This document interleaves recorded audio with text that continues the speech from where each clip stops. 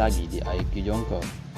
Tabe semuanya, sebelum kita memulai membongkar filmnya, saya mengucapkan banyak-banyak terima kasih kepada teman-teman sekalian yang telah mensupport channel ini. Jadi langsung saja, film yang bercerita tentang persahabatan manusia dengan seekor anjing yang berhati besar ini diangkat dari novel terkenal dengan judul yang sama. Film ini disutradarai oleh Chris Sanders yang dirilis pada tahun 2020 ini dan mengambil rating 6.8 di IMDb. Film berlatar belakang tentang petualangan Buck, seekor anjing dengan kehidupan kaya raya, namun berubah ketika harus menjalani kehidupan yang berbeda dan penuh tantangan. Jadi langsung saja kita bongkar filmnya. Di awal film, kita akan dilihatkan adegan si Buck, anjing manja milik seekor hakim kaya raya, sedang mau berak-abrik hidangan acara ulang tahun majikannya. Hingga acara menjadi kacau dan membuat stres majikannya. Dan demi membayar perbuatannya itu, Buck terpaksa harus menghabiskan malamnya di luar rumah. Dan ini bukanlah malam pertama kalinya Buck berada di luar. Buck memang lebih sering tidak mendengar perintah majikannya. Hingga saat datang seseorang yang sebelumnya sudah mengincar Buck, lalu menculik Buck dan membawanya pergi. Setelah itu, Buck dijual ke penada dan membawanya jauh ke dataran tinggi Yukon, Alaska. Dan dari sini, petualangan Buck pun dimulai. Selama perjalanan menuju Yukon, Buck seringkali mengalami kekerasan dari anak buah kapal yang mengangkutnya. Tanpa makanan dan sedikit air, Buck acap kali mendapatkan pukulan benda tumpul menggunakan pintungan bisbol. Akibatnya, Buck mengalami depresi saat melihat pentungan serupa. Setelah sampai di Skagway, dataran Alaska, yang merupakan gerbang menuju Yukon, Buck sempat bertemu dengan seseorang yang saat itu mendapati harmonika miliknya. Ia yang nantinya akan menjadi sahabatnya. Ia bernama Thornton. Namun ia harus berangkat lebih dulu menuju Dawson. Singkat cerita, Buck akhirnya bertemu majikan adopsinya yang bernama Perrault serta istrinya yang bernama Francoise. Oleh keduanya, di sana Buck dipekerjakan sebagai penarik kereta peluncur, pengantar surat bersama beberapa anjing penarik lainnya. Saat bergabung dengan tim anjing peluncur, di antara anjing penarik lainnya, Buck memang yang paling besar. Awalnya Buck tidak bisa menjalankan tugas dengan baik bersama tim. Saat pertama kali menarik kereta, ia harus sampai jungkir balik dan membuat teman setimnya menjadi kesusahan, terutama Spitz, anjing yang memimpin tim tersebut. Awalnya Francoise tidak yakin dengan Buck, namun lambat laun Buck makin jago menarik kereta peluncur, dan Buck telah mendapatkan kepercayaan diri dan kesenangannya. Hingga pada suatu ketika, saat perjalanan saat hendak menyeberangi sungai beku, Francoise tercebur ke dalam aliran sungai berselimut lapisan es tersebut. Saat Perrault tak bisa berbuat banyak menolong istrinya, Buck dengan intuisi menolong. Sigap menceburkan diri ke dalam sungai berair dingin dengan memecah lapisan es menggunakan tubuhnya. Buck berenang di tengah arus bawah air yang cukup deras. Beruntung Francoise bisa terselamatkan. Di sisi lain, Buck yang berada di bawah Francoise harus berjuang kembali ke permukaan. Tak disangka, arus air sungai begitu deras menyeretnya kembali. Buck beberapa saat menghilang. Perrault pada saat itu selesai menolong istrinya naik ke permukaan, tak sempat juga menarik Buck. Majikannya itu pun berkali-kali berupaya memecah lapisan es guna mengeluarkan Buck, tapi usahanya itu tidak berhasil. Rupa-rupanya Buck bisa menyelamatkan diri. Secara tiba-tiba, ia mendekati Perrault yang tengah dirundung rasa kehilangan.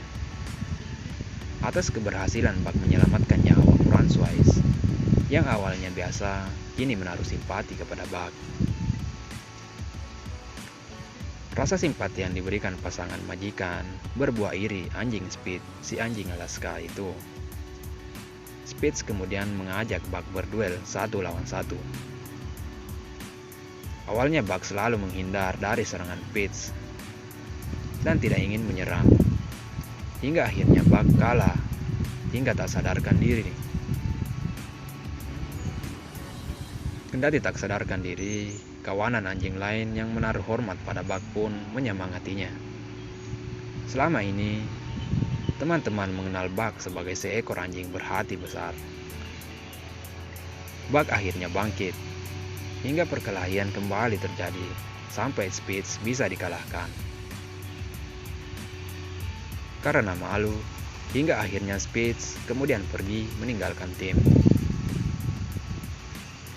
Tanpa Spitz, tim penarik kereta pengantar surat kehilangan pemimpin. Perrault dan Francois kebingungan mencari penggantinya. Melewati sejumlah adegan, Buck dengan percaya diri mengambil posisi Spitz sebelumnya. Karena Buck masih baru di tim, majikannya belum yakin akan kemampuan Buck memimpin. Sampai kemudian dengan berat hati, Buck akhirnya ditunjuk menggantikan sosok Spitz sebagai pemimpin tim. Dalam kepemimpinan Buck, berbagai tantangan alam mewarnai perjalanan pengiriman surat. Longsoran salju yang hampir saja mengubur mereka bisa ditaklukkan. Buck selalu mendapat petunjuk yang baik dalam mengambil keputusan. Surat yang awalnya tak pernah sampai tepat waktu, kini selalu tiba sesuai jadwal berkat Buck. Apresiasi pun mengalir untuk Perrault dan istrinya, pasangan pengantar surat legendaris di Alaska. Pada saat hendak melanjutkan perjalanan kembali, Buck bertemu kembali dengan John Thornton yang hampir ketinggalan kereta itu. Ia adalah bapak tua yang Buck temui sebelumnya saat di pelabuhan Skagway. Ia adalah seseorang yang ditinggal mati oleh putra kesayangannya. Di pertemuan kali ini, ketika Thornton hendak mengirim kabar yang biasa dilakukan setiap hari ulang tahun putra sematawayang kepada istrinya di seberang, Buck pula hadir membantu menitipkan surat itu. Diserahkan kepada Perrault supaya turut diantar bersama surat yang lain. Pertemuan demi pertemuan rupanya membawa kesan mendalam bagi Buck. Singkat cerita, dalam pengiriman surat selanjutnya, kabar buruk diterima pasangan Perrault dan Francois. Ternyata dalam surat yang Perrault terima itu adalah surat perintah bahwa rute pengiriman surat dihapus pemerintah karena diganti dengan telegram yang memaksa mereka harus kembali ke Quebec. Hingga selanjutnya, Buck dan kawan-kawan terpaksa kembali kehilangan majikan. Suatu ketika, datang Hall, seorang saudagar kaya pemburu emas. Ia datang untuk membeli semua kawanan anjing yang nanti dipekerjakan sebagai penarik kereta. Hall dan rekannya membawa berbagai keperluannya yang sangat berat. Sinyal penderitaan bagi kawanan anjing muncul. Di awal pekerjaannya, para hewan berkaki 4 ini sudah mendapatkan kekerasan fisik dari Hall. Mulai dari cambukan karena tak jua membawa kereta bergerak, padahal roda macet tertimbun bekuan es, hingga nyaris dipentung, alat yang selama ini membuat Buck trauma. Melihat itu, Thornton iba dan sampai terus kepikiran keadaan Buck, hingga Thornton memutuskan untuk menyusul Buck dan mendapati Buck hendak ditembaki oleh Hall karena kesalnya. Setelah melewati serangkaian pertikaian dengan Hall, Buck akhirnya berhasil terbebas dari kungkungan Hall. Sedangkan kawanan lain melanjutkan perjalanan keras di tengah es yang mulai menyusut. Namun belakangan, mereka semua diketahui kabur meninggalkan Hall. Kegagalan-kegagalan yang dihadapi Hall seolah disebabkan oleh Thornton. Hal akhirnya menyimpan dendam kepadanya. Ia pun keluar sebagai musuh bebuyutan Thornton, sang tokoh utama. Hal berjuang mengakhiri hidup Thornton. Di lain sisi, Buck kembali menemukan majikan yang menyayanginya. Tak lain adalah Thornton. Saat bersama, keduanya saling mengisi hari-hari. Tiba-tiba rencana muncul dari benak Thornton. Di akhir masa hidupnya, ia bertekad pergi ke tempat yang menjadi dambaan putra kesayangannya selama ini. Ia mengambil peta yang ia tunjukkan kepada Buck. Sebuah tempat yang tak pernah dikunjungi oleh siapapun. Tempat itu jauh di luar peta selama ini Thornton pegang. Buck pun menemani perjalanan ini. Di tengah perjalanan, keduanya makin akrab satu sama lain.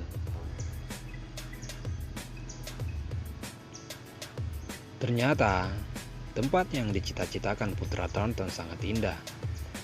Ada aliran sungai yang banyak menyimpan bukan emas. Keduanya memutuskan tinggal lebih lama di tempat itu.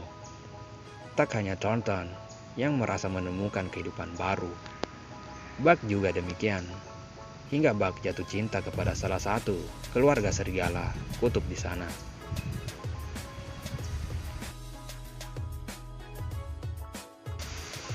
Kebahagiaan Thornton bersama Buck di tempat tersembunyi akan berakhir. Thornton berniat kembali ke desa untuk membeli beberapa properti dari emas yang didapat. Mendengar niat majikannya, Buck sedikit keberatan karena dirinya terlanjur sayang dengan keluarga serigala. Tetapi Thornton meyakinkan Buck jika ia tidak akan diajak serta. Oleh karena itu, dibiarkanlah Buck tinggal di sana selamanya. Keesokan paginya, keduanya janji bertemu untuk perpisahan.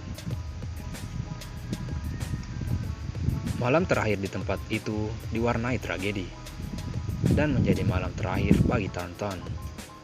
Hal menemukan keberadaan mereka, di mana di malam naas tersebut, Hal menembak perut Thornton setelah terlibat perkelahian sengit. Mendengar suara tembakan, Buck yang sempat meninggalkan Thornton berlari menuju ke suara tembakan tersebut. Saat tiba, Buck mendapati Hal sedang mengacungkan senapan laras panjang ke arah Thornton. Dengan sigap, Buck merebut senapan itu, hingga perkelahian antara hewan dengan manusia terjadi. Buck sekuat tenaga mendorong tubuh Hal ke dalam gubuk yang sudah terbakar api, hingga Hal akhirnya tewas. Di sisi lain, Thornton dengan kondisi tubuh rentanya sudah banyak kehilangan darah, hingga napasnya terhenti secara perlahan dalam pelukan Buck. Lalu kisah berakhir di situ. Buck bahagia bersama keluarga serigala dan mempunyai momongan. Namun, rasa rindu kepada majikan yang baik masih menyelimuti naluri Buck, meski sadar dirinya seekor anjing. Dan film The Call of the Wild pun berakhir dengan sangat mengharukan.